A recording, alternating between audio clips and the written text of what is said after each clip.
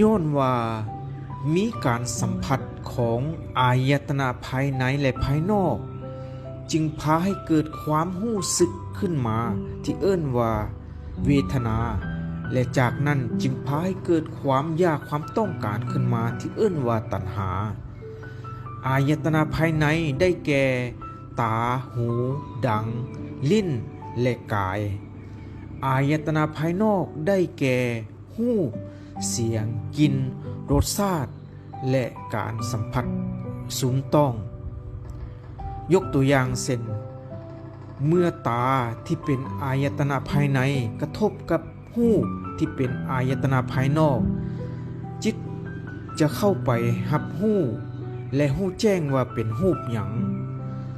จากนั้นก็จะพาให้เกิดเวทนาคือความรู้สึกขึ้นมาเป็นรูปงามบ่งามและเกิดความต้องการความอยากขึ้นมาที่เอิ้นว่าตัณหา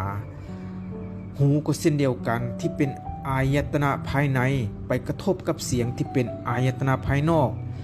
จิตจะไปรับรู้และรู้แจ้งขึ้นมาว่าเป็นเสียงหยังมวลหรือบ่มวลเกิดความรู้สึกเกิดอารมณ์ขึ้นมาหักมักพอใจหรือบ่พึงพอใจนี่คือกลไกในการเกิดอารมณ์ของจิต